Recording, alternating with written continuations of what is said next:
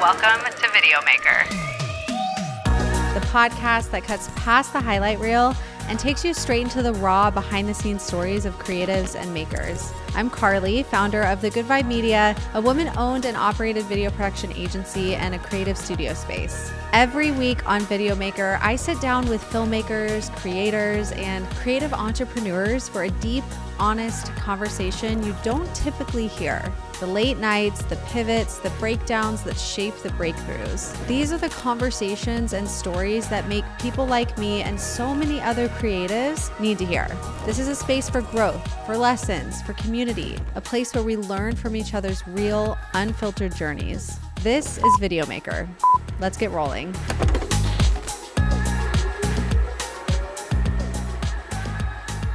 Welcome to Females Who Film, the series where we shine a spotlight on the women behind the lens, the edit, the pitch, and the vision. Here's the truth.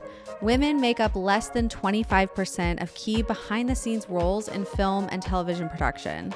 Directors, editors, cinematographers, still in 2025, the numbers are small. But the women who are out here, they're making serious waves. On this show, you'll hear raw, honest, behind-the-scenes conversations with powerhouse creatives who are breaking through ceilings, balancing passion with production schedules, and carving space for themselves in an industry that wasn't exactly built with them in mind.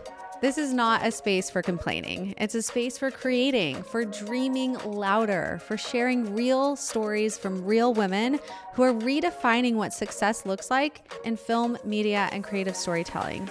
And to be clear, we love our guys. We have learned so much from them, collaborated with them, and grown alongside them. But this mic, it's turned up for the women today because visibility breeds possibility. And if you can hear it, you can dream it. So whether you're a filmmaker, editor, writer, producer, or someone who's just starting out with a camera and a dream, you're in the right place. This is Females Who Film. Let's get rolling. Welcome back to another episode of VDEOMKR. I'm your host, Carly, and today we have Kayla. Kayla is a Phoenix-based cinematographer, filmmaker, and founder of Emaginariumm Productions with over 15 years of experience in film, television, commercials, and music videos. A certified drone pilot and NAU graduate, Kayla blends technical expertise with artistic vision to create human-centered, compelling stories. Beyond her work behind the camera, she is a passionate advocate for women in film, founding Women on Set AZ and serving on the Arizona Production Association board, where she mentors and supports emerging creatives. She also is a podcast host of two shows, Therapy Session and The Close-Up, which we are talking about more today. I am so excited to welcome our friend Kayla to the show. Thank you so much for being here. Thank you for having me. I'm excited to be here. Yes, I cannot wait for this conversation. I just have respected you and how you show up to your work itself, everything about you, Kayla. It just inspires and motivates me to want to show up stronger in my craft too. And I just really have to applaud how much you the best way to put it is like, you don't give a fuck. like genuinely, you are so like real and raw, and you feel that with every interaction that you have. Thank you. And I think it's infectious. Yeah. And I think that's why I'm just so grateful that you are that way, because it shows so many women that they can have the confidence to step into this industry that has been known to be more of a male-dominated industry. So first and foremost, thank you. Thank you for carving a path for so many women and, aspiring creatives to step into this field, because I see that in everything that you do. Thank you, because that's really nice to hear, because in the very beginning, when I was first starting out with that attitude, I did not get that reaction. So now that it's been a few years and people kind of like see that I'm not going anywhere, it's kind of can be more motivating rather than the opposite. So thank you for that. Yeah, 100%. Okay, we're going to dive into more of your journey and talk a lot more about that. But first, I want to do a little rapid fire. Okay. Let's get warmed up here today. Okay, first question is, what was the first thing that you ever made that you were like so proud of? Your first creative spark? That's really hard because I have only really made two things myself.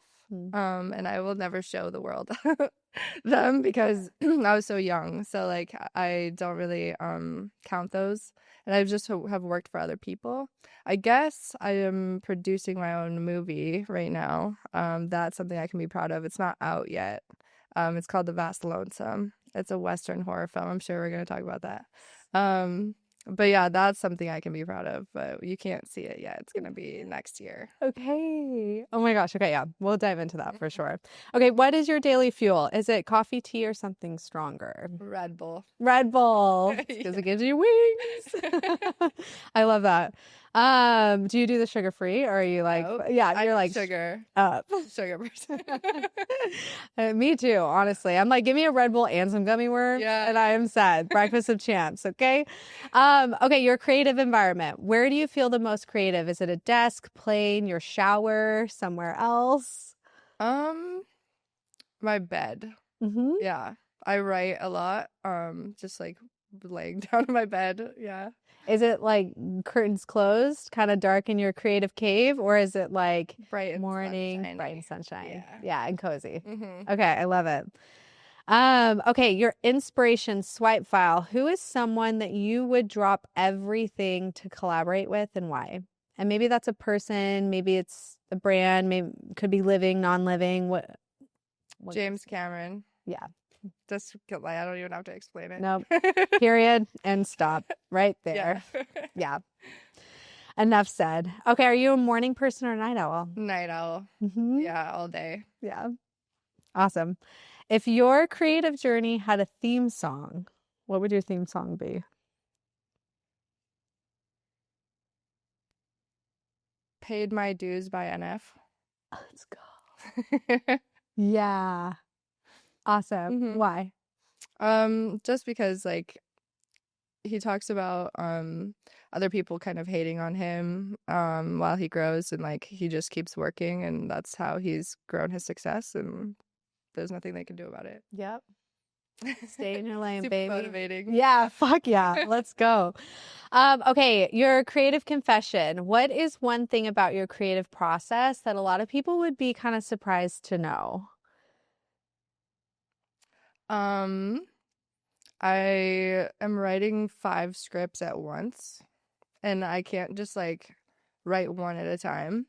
So literally I'll be on my bed with 5 different binders and I'll work on one of them.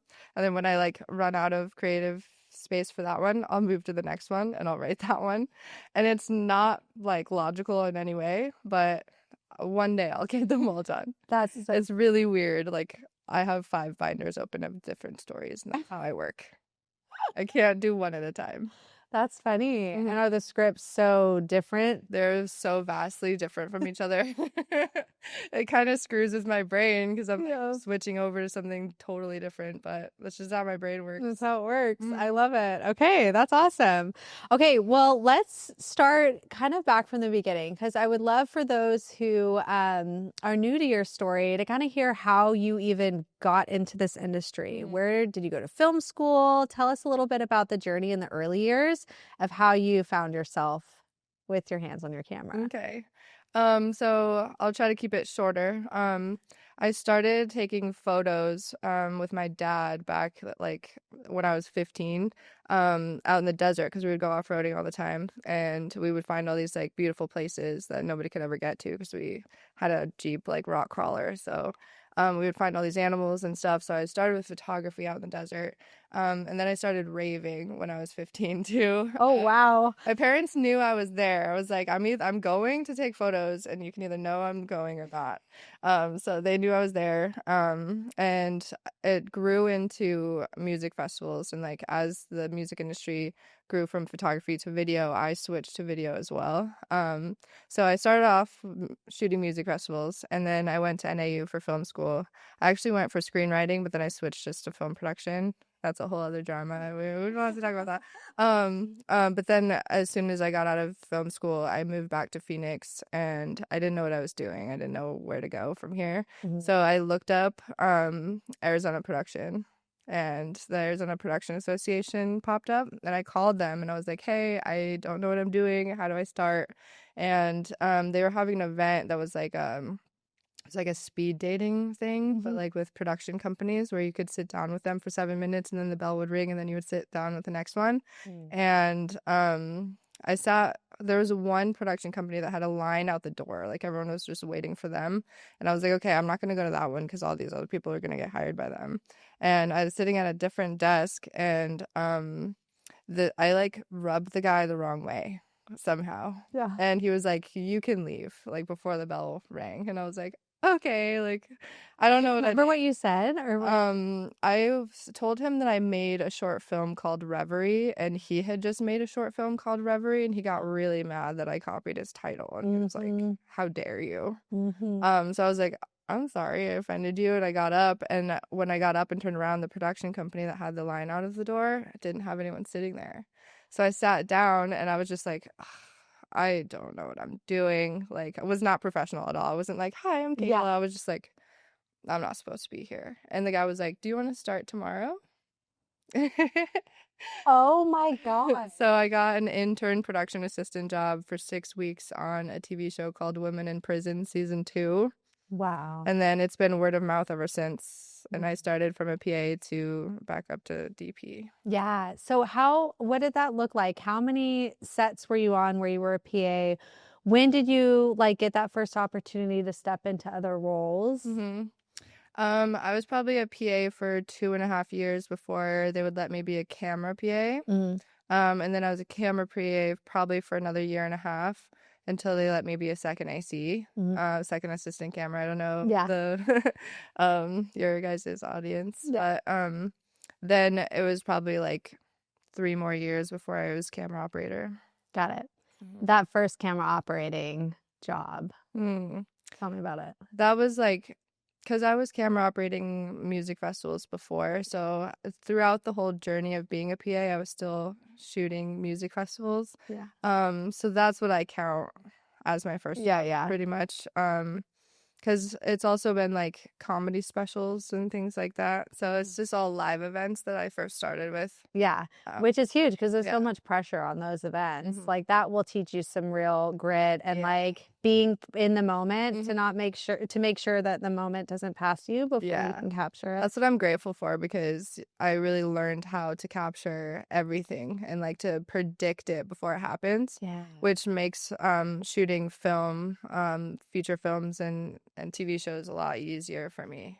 You kind of do have to have that little intuitive, not little, I should say it's actually a big intuitive compass when you're operating a camera. Oh my gosh. Okay, good. Okay, so let's talk a little bit about your production company. So when did you start your production company? What led you to that? I started it in 2015. My dad had just passed away. I just graduated from college. So I inherited a little money so I could quit like my regular job. I was working a manager at a pet store. So I kind of just dove headfirst into film production right then. And it was really just because I'm a freelance operator that I needed an LLC. And that's what happened. That's you. I mean, yes, that's very relatable to a lot of us for sure. Were there what would you say in the earlier years, maybe when you were a PA more so, what were some of the biggest like pieces of advice or things that maybe not even advice, just observation being on set and working with different types of personalities and different types of sets and teams and all of that? What were some big kind of like aha moments where you can like pinpoint that exact experience and that exact moment that was like, holy shit, that I give so much credit to that moment or that person for how I show up in my work today? I have 3. Okay. One, on my first set, the advice I got was, if you want sleep, you're in the wrong industry. That was a huge deal. Okay, I have 4. On that same set, someone else said, we're in the business of moving things around. Because we will constantly, like, there's been so many times where they're like, okay, we're not going to look this direction so everyone can set up all the gear over here. And then 20 minutes later, they're like, okay, we're shooting in this direction. And I would get so upset that we have to move it again. Like, just tell me where we can sit for the rest of the day. So that was really helpful. We're in the business of moving things around. So don't get upset that they told you you're not shooting there and now we are, because that's going to happen forever. Yeah. Another piece of advice, there was a project that I was in Montana, and it was a commercial for Polaris, the like side-by-sides. And we were trying to like tow a tractor out of the mud, and like I've been off-roading my whole life, and so I just was offering them help on how to get the tractor out of the mud. And they pulled me aside and they're like, don't tell the director what to do. And I just like was like innocent, being like, I know how to tow this tractor out of the mud. But I learned the hard way to not tell them what to do. It's not helpful. I was just trying to be helpful. But that's so like, wait, was there another one? Was there a fourth? There was a fourth. I'm trying to remember what it Okay, maybe it'll come back. Oh yeah, that's a different story. Like Okay. Do you want to touch on it now? Yeah, Because I can come. Okay. The pivotal moment that I had was when I was a camera PA. I was working with this one DP from California, and the commercials had so much money for camera that we had like every toy you could ever imagine, and I learned how to use all of it.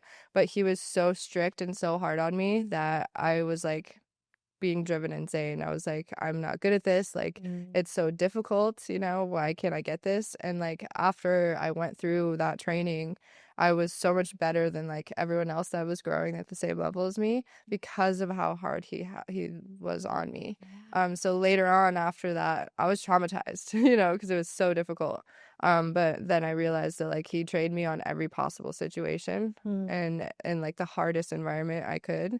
And so I'm so much better because of it. And I consider him my first mentor. Yeah, that is huge perspective, because when you're in the moment, you can kind of get caught up in like, what the fuck? Yeah. Because it's so funny. I was just having a conversation with a woman that we just recorded another episode, and she had a similar story along those lines, where it's like at the time she didn't realize that this was her first master, is what she called it, but a mentor that was teaching her so much. Yeah. So now looking back, so let's talk about mentorship a little bit, because I know you've had some really key people in your life that have helped guide you and support you in this journey.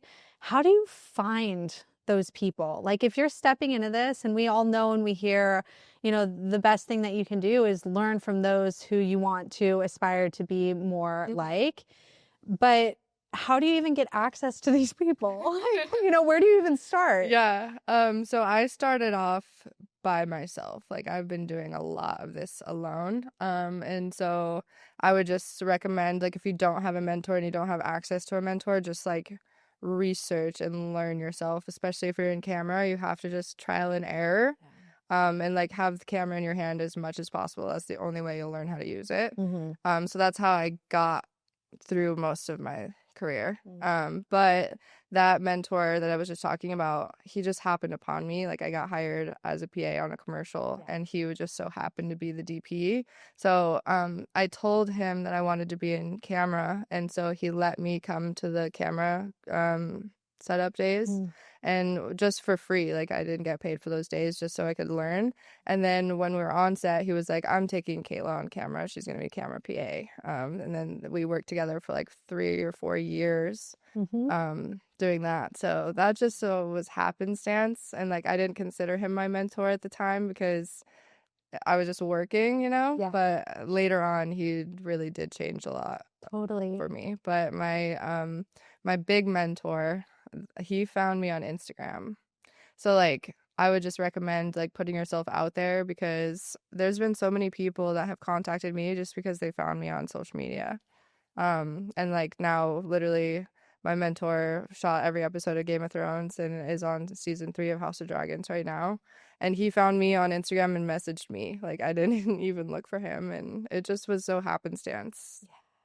When you talk about putting yourself out there, for someone who maybe like their personality type isn't one that's like super comfortable doing that, what would you tell them to kind of break through that shell? Or is there another way to kind of put yourself out there if the social media route isn't so much in alignment? I think that you have to get over that. Yeah. Because it's a lot about personality and working with people, and if you can't show people what you do for a living, then why were they gonna hire you? True. It's not necessarily putting yourself out there, but your work. Yeah. And like your work will speak for itself. But people do like to see personality, and like even if you're like shy or whatever, just showcase anything like behind the scenes. You don't even have to be in the pictures or videos. Just show who you are with your work, and people will want you around. Yeah. So you talked earlier about how, you know, there have been some situations and people that have crossed your path in your career that maybe didn't like, I don't know, like the way that you show up so boldly. Yeah. And honestly, when I feel that, and I've like heard a few of your stories too, and every time I hear them, I'm like, well, it's so clear that like it's because the other party or the other person feels threatened, or like things are. That's what anytime you have any time of a type of confrontation like that, it's usually because of an insecurity of the other person. Yeah. And they feel threatened by you, and like. I know 100% that's probably the majority of the case in those situations that you've had, but without sharing names or like, you don't have to go into detail. I think it's important to share some of these stories because for so many obvious reasons. I would love for you to kind of tap into that in a moment where you felt like I am hitting a freaking wall. Like what, like, am I crazy? Yeah, that's a big deal. So in the beginning, I was just raised to figure out, like, if I wanted something, just figure it out and work for it. And so, like, I just knew to believe that I could get whatever done that I wanted. And when I got into the film industry, I was still so young. I was 22 when I started, and people just were so thrown back by my confidence level. They were just like, you're just starting out. Why do you think you can do all this? And it was kind of everybody surrounding me that was constantly bashing me for how confident I was. So I just kind of stopped talking and like stopped sharing and like was kind of really pushed down, and I'm still trying to get that confidence back kind of. So that was like for years. And when I was working in the camera team, a lot of the guys that were on the same level as me would like harass me on set, and the ways of like hiding the slate from me while we're waiting for slate. I'm looking everywhere for it, and they have it behind their back. And then they're like, here you go, after like 2 minutes of me looking everywhere just to make me look stupid. I've had them hide lenses that are like $300,000, and like I think that they're stolen, but they're like hiding behind them. And stuff like that. And it was just because I think it's because I was like getting more attention than them. I was getting more jobs than them. So they wanted to make me look bad, so I didn't get hired over them. But there was one particular time that I did hit a huge wall. It was a 19-and-a-half-hour day, and the entire camera team the whole time was doing that. They were hiding the slate. They hid my batteries. They hid the memory cards, like would move my cart around when I was in the middle of working. And I like went up to their boss and was like, hey, can you like tell your guys to stop touching my stuff? Because I was on a different camera. Like, you guys deal with A cam, I'm dealing with B cam. Why are you touching my stuff? Yeah. And he was like, this is a teaching moment. Like, I'm disappointed in you. You should teach them how to be. And I was like, they aren't listening to me, so I had to come to you. And he was like, I'm disappointed in you. Go handle it. And so I went back to them and I was like, hey, he told me to tell you to listen to me. And they're like, we're not going to listen to you. And so it was just all day of this like horrible relationship with my team. And my camera team, B camera, wrapped and was out of the building. But it's a respect level to like, even though my camera was gone, I stayed for A camera to help them pack up, even though the producer told me to clock out. And so I was like hour 22, not getting paid overtime, trying to help A camera get packed out. And they were all on the camera setup day, so I didn't know where their camera stuff went in like some of the boxes, you know. And I asked their boss, what, this tiny cable, where does it go? And he was like, you're the worst AC I've ever worked with. Like, this is embarrassing. And I was just like, here you go. And I walked out because I wasn't getting paid. I was already asked to leave. Yeah. You have your entire 5-person team helping you. I don't need to be here. Mm-mm. So he texted me. He's like the grandfather AC of everyone out here. And he texted me 2 weeks later and he was like, why did you leave? Like, you obviously weren't taught that you're supposed to stay until everybody's out of the building. And I was like, I was told to leave 3 times by the producer. I wasn't getting paid. I was trying to help you. And like, you treated me horribly. So I just left. And he just like kept going off on me. So I just texted him. This is what blacklisted me from a certain group. I texted him and I was like, you sound like a 5-year-old child. And then I blocked him so I couldn't see his reaction. But he called everyone in town and told them not to hire me. And so I didn't get work with the teams that I was working with for 5 years. Yeah. And it like drastically changed the amount of income that I was getting. But I got to like start shooting stuff myself and like getting my gear onto projects. And so I ended up making more money again. Yeah. And it was a lot more peaceful. I wasn't around people that were trying to throw me under the bus every 5 seconds. So my mental health got way better. But it was just devastating. For sure. Yeah. But in a way, it's almost like you, without knowing you teed yourself up for something that actually was going to carve a much healthier path that was going to be way more fulfilling. Yeah. Yeah. So Like, I'm super grateful for that. Yeah. 'Cause in the very beginning, I was like, I apparently am the worst AC out here. And like all these big people out here don't like me and they treat me like that, you know. Well, and it's like the industry too, especially in Arizona, is like everyone is connected. It's not that big. No. You know? Yeah. So there's a lot of, and you're starting your career. There's so many like layers to all of that. But again, it's like without, again, subconsciously like knowing, it's like, okay, these doors are like not working in my favor. I'm going to freaking make a whole new path over here. Yeah. And that's exactly what you did. And it's really nice because they didn't destroy my career, even though they wanted to. They tried really hard. The respect level for me has changed for them because it's been like 6 years now since that happened. I haven't gone away. I'm still here. They can't do anything to touch me, and I know that, and they know that. Yeah. So when I see them now, they're like, "Hey, Kayla," like, yeah, the respect level is there now because I'm not the person that they said I was, and they can't do anything about it. Yeah, which is really nice. Yeah, yeah, 100%. Okay, so let's talk about some of the projects and the work that you've done the past 5 or 6 years. I know there's some you can't talk about, but can you share some insight on some of the highlight, work that you've done? Yeah. One of the biggest commercials I did was a GEICO commercial. That was really fun. That was 3 weeks up at Lake Powell. It was a boat insurance commercial. That was really cool. We were just out on houseboats, just chilling on the lake for 3 weeks. So. What time of year was it? I think it was like fall time. Yeah. So it was still warm but cooler and not summer. So that was really nice. That's awesome. I've done 9 comedy specials. Like I've done Joe Rogan, Nate Bargatze twice, Mike Epps. All of them are on Netflix. One's on Prime. I just did Secret Service with Gordon Ramsay. That was really fun. Gordon Ramsay is so nice and he's so funny, by the way. That's amazing. Yeah. We did episode 2 and 3 on that season, so that's fun. And I'm in both of the episodes. You can see me like carrying camera gear around. Let's see what else I did. 3 years ago, I got to go out and shadow my mentor on House of Dragons season 2. I was there for episode 5 and 8. Wow. So that was really cool. That was like life-changing for me. Yeah.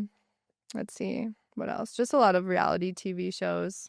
I was on a movie called Unstoppable that's on Prime. It's got J-Lo and a couple other people in it. Yeah. Yeah, that's about an ASU wrestler. Oh, awesome. I'll have to look at that. Yeah. I haven't seen it. What would you say is like for those who, I mean, obviously like getting your foot in the door, like these are some pretty amazing sets and accomplishments that you've already been such a big part of in such a short amount of time.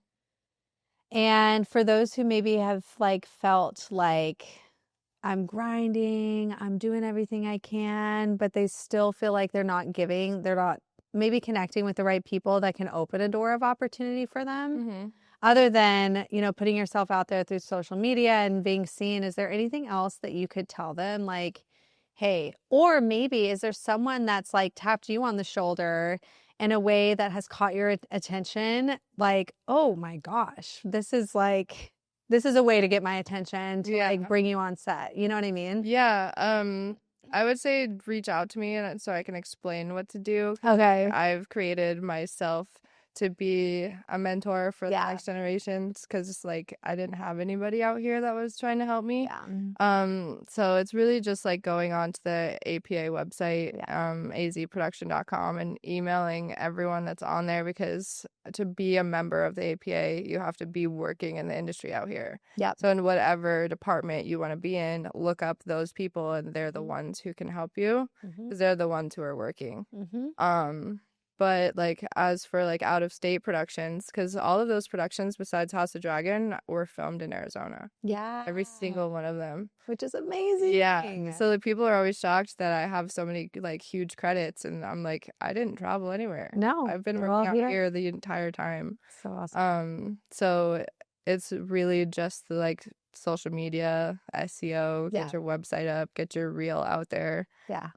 Because also there's websites that you can put like your resume up on, like staffmeup.com and stuff like that, where people post jobs all the time, Facebook groups all the time. It's really just whoever calls you first. Like and if you don't answer, then they're going to call someone else. But they have to be able to find your phone number.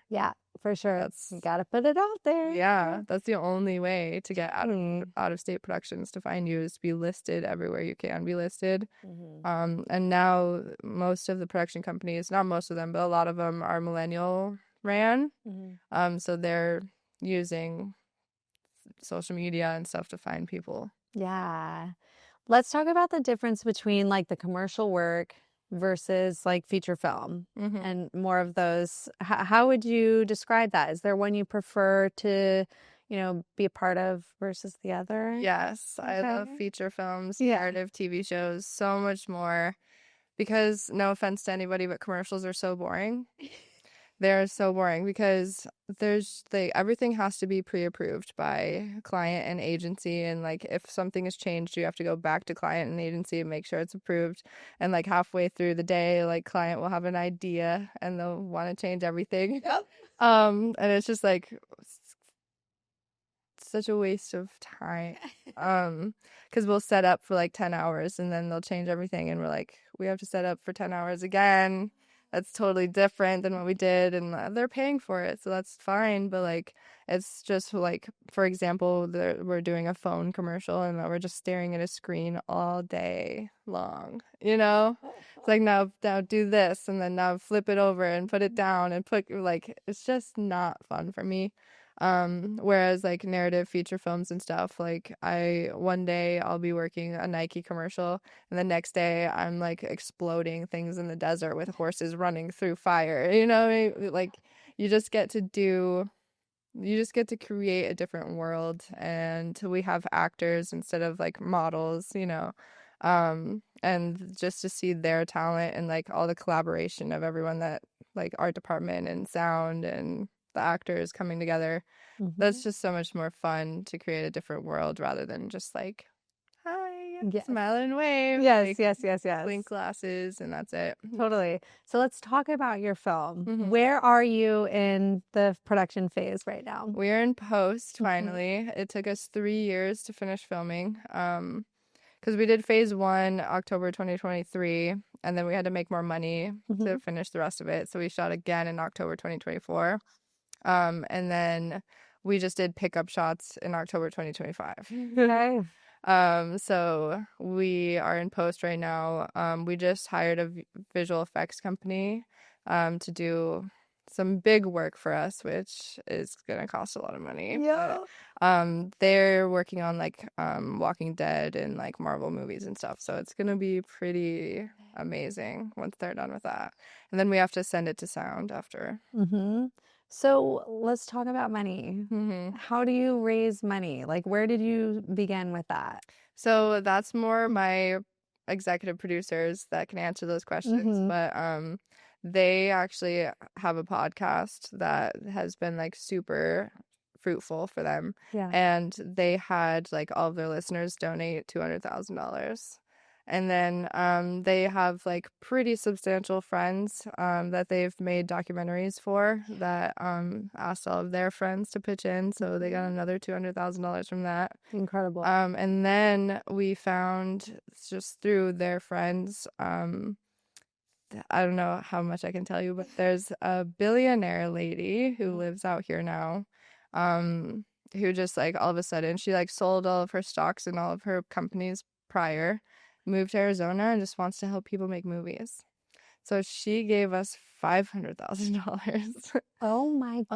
And got us the A-list actor that we have in the movie. Wow. Yeah. So she's gonna help us with the marketing as well because now it's mostly her movie too. So she wants it to succeed, and so she'll help us with the marketing funds afterwards as well. That's incredible. Yeah. So when you're going through post-production, what does that process look like for you? For me, luckily, I don't have to be a part of it. Yeah. We just have like every couple of months we will go watch the film, what they've done, and then we just like critique which scenes like we want to take out, if we have to reshoot it again. So that's what the pickup shots were for. We like really combed through the entire thing and was like, do we really like the shot? Do you think we can get it better? Yeah. Is it worth spending the money to redo it? Yeah. But there's a team of 7 of us as producers that get together and watch it and rewatch it and watch it again. That's so fun. It's so much fun. Yeah. Yeah, it really is. Just the first time I saw it all put together, I was like, this is incredible. You know, because there's a way in the story that it could have been confusing. But the way that my director edited the storyline together, it's perfect. Yeah. So good. And then once film is complete, are you submitting it to festivals? What does it look like? We haven't talked about that yet. Okay. Because we've just been worried about getting it finished. Yeah. Yes.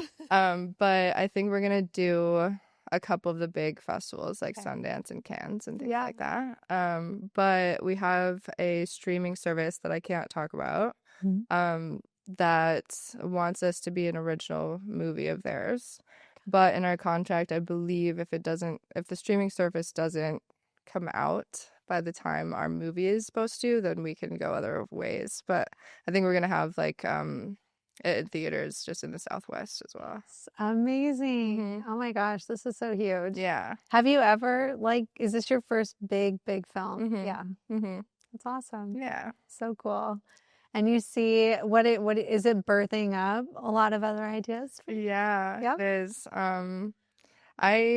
I have another movie that I have points on as well that just came out on Prime too. It's called Modern Folklore.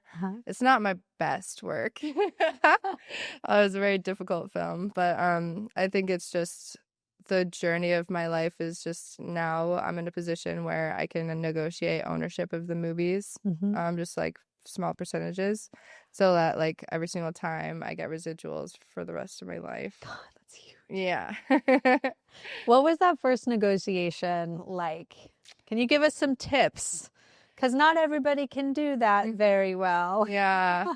Well, mostly it's like people think that that's dumb to be offered points for a movie because they've worked on so many movies that have never been released, as have I. I have like 8 or 9 that will never see the light of day, you know? So you just have to kind of gamble with that and believe in the movie that it will come out, because then why are you working on it? Yep. You know? Yep. So people thought that I was kind of stupid for taking points because you get paid less in order to make the movie. Well, yeah. But then you get more the risk, back end. Right, exactly. Yeah. It's the risk versus the reward. Yeah. So I honestly was lucky with this one because I had only worked with the executive producers are 2 brothers, and I only worked with one of the brothers like 9 years ago, one day. Okay. And he like apparently has been watching me grow, and like when they were starting their first like this is their first big feature. Yeah. they saw how much I've grown, and they're like, we need Kayla because she's been on bigger sets and she knows how to run bigger sets. And so they just contacted me for that, and they offered me the points. So like I didn't necessarily have to negotiate. They just gave it to me. Yeah. But in the other one, I just had to negotiate like a smaller upfront fee, you know, and then like 5% at the end. But you kind of have to keep up with them and be like, hey, did you get your money back? How much do you owe me? So that's gonna be a journey and a half. For sure. I feel like there's so many like little sprinkles when you're sharing these stories where it's like, oh my gosh, what luck. Like you're so lucky. Like what an amazing, but it actually, I'm like catching myself because I'm like, it's not fucking luck. Like you work your ass off and you share that and people recognize, people are watching you. So it just goes back to the importance of like, do your work really, really well. Always be perfecting and learning and like sharpening your craft and your tools and share that because people are watching even when you don't realize it. And that's where your next opportunity is. 100%. And it does feel like luck though. But you're right. I have done the work, and like there's been so many people that I did not know how they found me. It's just because like the algorithm, other people were watching me and their algorithm popped me up, you know. You have no idea how they're going to find you, but if you don't have anything out there and you're not like putting yourself out there, then they're not going to find you. Totally. Yeah. That's so It's true. so important to know. For sure. Okay, this is a good one. Because you are running a business essentially with your production company, and you're also managing like so much creative and filling this like bucket of yours. So how do you create that balance of the two of like running a business with your production company, but also tapping into that creative fire and keeping that? I think just running the business is like unavoidable. And I don't really balance it well at all. You know, I just work constantly. Like as soon as I get home from work, I'm writing my next projects, you know. You just don't, like, again, you don't really sleep very often. Yeah. And what's nice is like my business is creative. So like there's just a way of like how to find the money so that I can make more and make money off of that.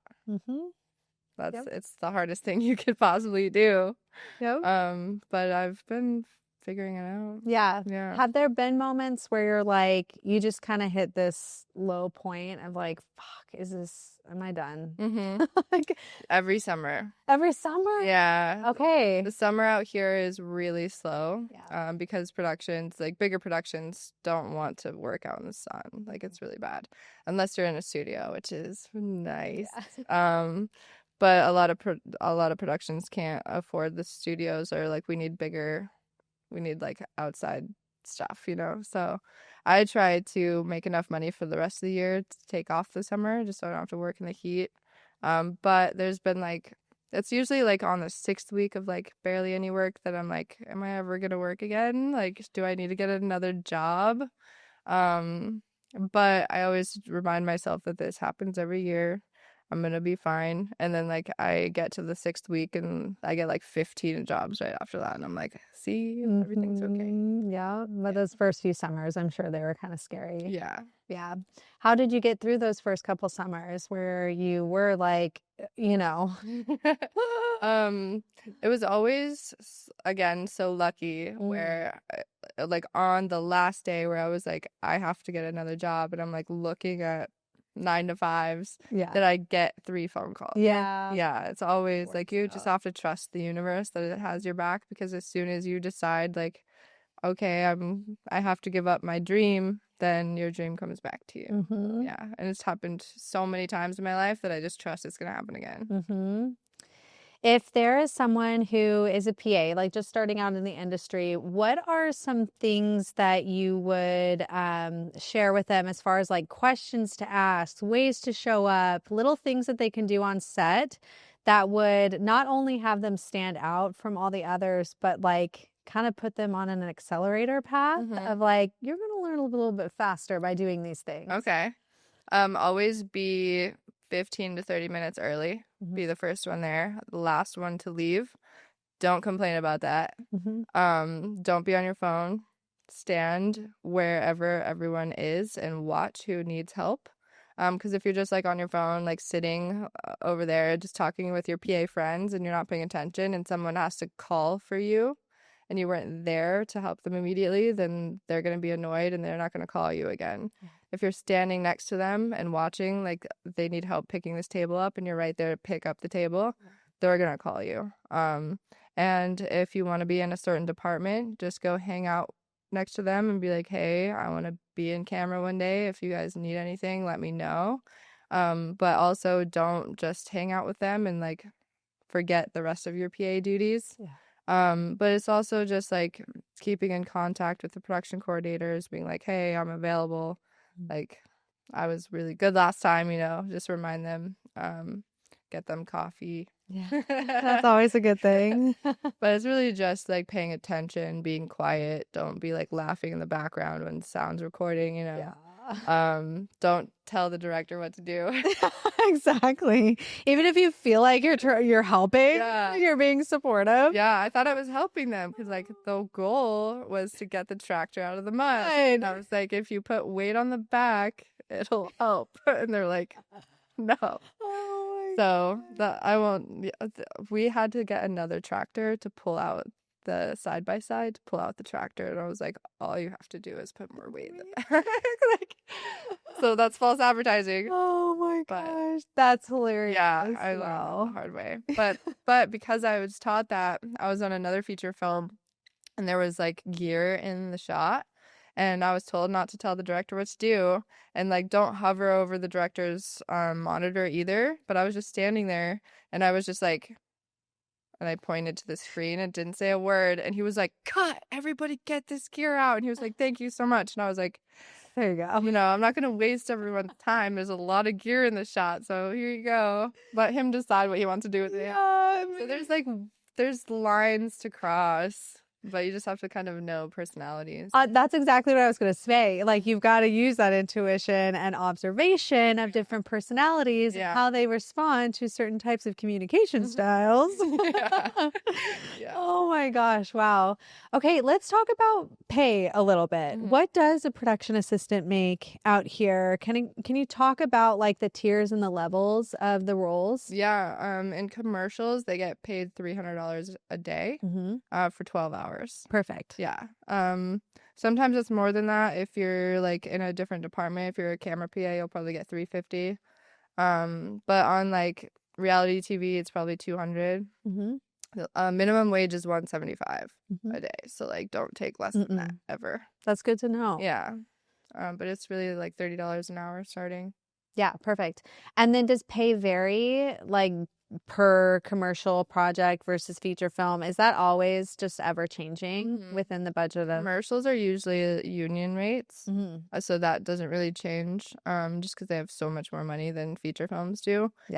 Feature films are just whatever they can give you and whatever you're willing to accept. Most of the time, like even my movie, we had to pay people $200 a day even if they were not a PA. Like everyone got $200 a day. Because we couldn't afford it. But we have it in their contracts that once we make our money, they'll get what they're owed later. So that's good. Is that common?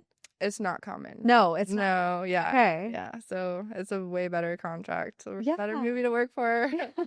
But no, it's usually like $200 a day for movies for everyone. And then they'll pay for your gear if you have gear. Has there ever been, if it's legal to talk about, has there ever been a situation where you signed a contract and you signed something and you're like, oh, I didn't know that I just signed that? Like you had a different expectation of what the agreement was? Like, does that happen in the industry a lot where you're like, oh, I think I just got fucked, or, oh, you know what I mean? Yeah. There's only one time that it was Will Smith's 50th birthday party. He was asked to bungee jump out of a helicopter, and he was like, I'm gonna do it over the Grand Canyon. So that was super fun. We were out there for 3 weeks. But the contract was signing our life away. If we got hurt, my family wouldn't get any money. Like, there was, Oh, I wouldn't get anything, like, because it was super dangerous being on set yeah. and the helicopters and everything. So I signed my life away for that. There's been a lot of signing my like rights away, like they can shoot behind the scenes and like put me on the TV shows. I've been in a lot of TV shows that I didn't read that section and I'm on TV. Which I don't really mind, but like they have the rights to my, I think like they hide now that they can take your face and AI and that. There's one that I had to sign that was like they can like recopy me. Oh, that's crazy. Yeah. Wow. So you have to watch for those now. Yeah, The AI stuff. for sure. Let's talk about AI a little bit. How do you feel like that's already shifted the industry, or what do you kind of predict for the next near future? I think that there's always going to be people who want human-made things. 100%. So I don't think It almost makes it like more valuable. Yeah. Right? Yeah. So I'm not worried that it's going to completely destroy everything. But commercials are going to be a lot less like human-made. Um, Editing is a lot easier kind of stuff, which is nice too, because like for people who can't afford like visual effects editors and stuff, you can just drag and drop and like tell an AI to do it. Yeah. I think it's going to be really fun to like have people who don't have the means to make something, now they're able to make something, so we get a lot more storytelling from people who can't do it usually. But I think it's just destroying like the truth behind reality, like all these like AI videos of like cats like throwing their cubs in freaking safari jeeps and like like that doesn't happen, you know. So you just kind of have to like second guess if things are real or not now, and like why are people wasting their time creating fake stuff like that Oh my God. rather than like beautiful stories. So Yeah. I think it's just going to be questioning everything now. Yeah. I don't know. I know. Yeah, it's a big thing to think about. I think it'll be fun for a few years, and Mhm. then there'll be a push for reality again. For sure. Yeah, it's almost like takes me back to like, okay, when reality TV was introduced, and it's like, it's not fucking reality TV. Right, yeah. You know, it's like this trust barrier of, but there, I feel like there's always been a trust barrier of everything within the industry too, you know, where people naturally will just question everything. Yeah. You know what I mean? Yeah. So yeah, it'll be interesting to see how it all pans out. Yeah. But I agree with you. I feel like it almost makes our work that much more valuable. Yeah. Because there's something that AI will never be able to create and produce that the human connection can. Yeah. You know? That's the thing that's so nice about especially narrative TV and films is like being in the moment and the vibes of everyone on set, and we finally got everything together and it's like the perfect feeling and the actor gets like right on their spot and the lighting is beautiful and we capture something like magical. You can't get that from AI. You just can't get that. So I'm not worried about it. I No. really am not. No. Oh my gosh. Okay. Okay, let's talk about females specifically because you're very, very passionate about supporting females to step into this industry. A lot's changed the last decade since you've started in the industry too. I feel like more and more women are coming in, which is so freaking cool to see. I know. But let's talk about that. Maybe just like a overall your vibe and pulse on, you know, seeing more women stepping in the space and what you would tell other women that are interested in getting into. I love seeing women on set, especially in the camera department. I'm like, it's just silently like victory. Yeah. And I try to get as many females on my sets as possible. Like my feature film, we had an entire female grip team and an entire female camera team. Besides the DP was a guy, but that was really fun. And I'm not trying to like all female whole entire team, but it was really cool to have grips and ACs as females because that's usually hard to get. But I just tried to, that's why I created Women on Set Arizona, because like for me, it was always, if I can't do a job, I try to find another female to replace me, just so they have some representation on there. Yeah. And so that's what that group is for, is to like hire each other for things that we can't do. But like I would just tell them it's a lot better now than when I started. So thankfully they don't have to deal with any of the stuff that I had to deal with. And I feel like I kind of changed that a little bit for all of them out here because of some of the like bold moves that I made, which is really nice. And I'm so grateful to hear all of their stories aren't like mine. So they don't have to worry about any of the stuff that I had to worry about, which is nice. But the main thing is just show up every day with a good attitude. Don't take things personally. Like if someone asks to take the camera out of your hand, it's because they're raised to like take care of women, and it's not because you're bad at your job. That's how I like finally healed that about myself. And just like know that like you're capable of doing it, and just be good at your own job and your own self, and it'll speak for you. You don't have to show up and like prove to these guys that you're better than them, because you already are. Yeah. You know? Totally. You don't have to prove it. You just do it. Just do it. Yeah. I mean, mic fucking drop right there. That's it. Okay, that wraps it up. That's all we needed to hear. Genuinely, though. Like, yeah. So we ask this to everyone that comes on the show, and it's a letter to the future makers, where if, say, a young aspiring filmmaker came across this podcast episode 10 years from now, what is one piece of advice that you would want that aspiring filmmaker or aspiring creative to hear from you and your story? I would say it takes a really long time to get to the big dream that you want to do, and just to trust the process, that it's going to take a while, you know? Because when I was dreaming about being a big camera operator on big sets, everyone that I was seeing do it were in their like mid 30s to 40s, and I was 25 years old, like thinking that I was gonna be doing that right then. And so just to like trust the process, that you don't know everything, and it'll take a little while to learn it all, and it'll probably take 10 years to get to where you want to go. And enjoy that journey. Yeah, and enjoy it. Yeah. So even the hard and sticky stuff is like, that's the part that really shapes where it is that you're going. Yeah. And it's better to go through it, because you don't know. If you just like try to make it now, you haven't gone through all these other things that would have made your project better 10 years from now.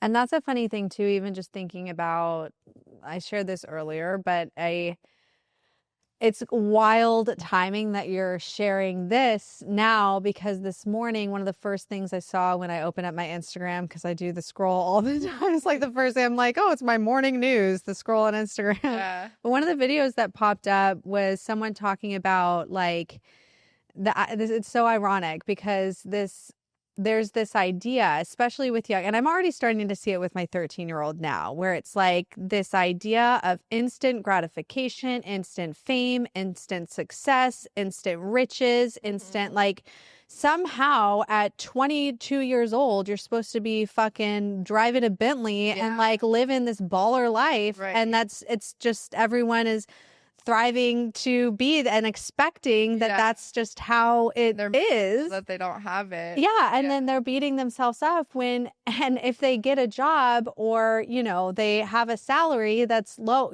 that they have to work their way up a ladder, they're like, oh my God, why is this so much work? Why I'm not getting paid enough? But the thing is like, that's the journey, that's the growth. Like, you over time, you build your wealth, you build your craft, you build your skills. And the irony of it is that those that build their wealth and build all of that to a point where they are successful and wealthy, they're all wishing they would give all of their money away to have their youth again. Exactly. You know what I mean? Yeah. So it's like thinking of that perspective where it's like, it's all the fucking journey. Like, enjoy it. Yeah. You know what I mean? Exactly. And enjoy the building of it, because that's the most beautiful part of life.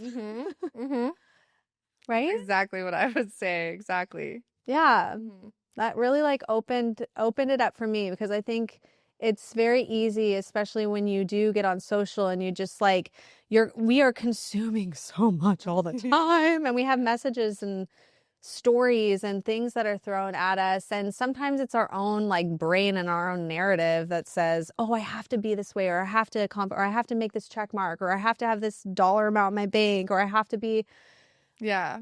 It's nice to have the goal, 100%, 100%. and like to put a timeline on it just in case you do get there. But if you don't get there when you wanted to, it's okay. Yeah.